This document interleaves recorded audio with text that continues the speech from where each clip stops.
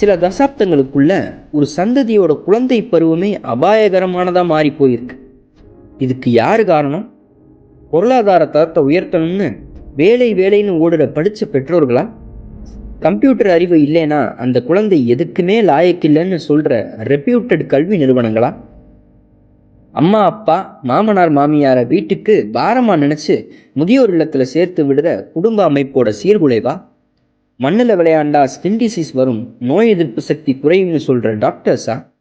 இந்த வயசுலேயே என் பையன் என் செல்போன்ல என்னென்னமோ நோண்டுறான்ப்பா, எனக்கு கூட தெரிய மாட்டேனுதுன்னு பெருமைப்படுற அப்பாவா? கோகோ மேலனை பார்க்க வச்சு எப்படியோ அந்த கிண்ணம் ஃபுல்லா சாப்பாடை குழந்தைக்கு ஊட்டி விட்டேன்னு சந்தோஷப்படுற அம்மாவா?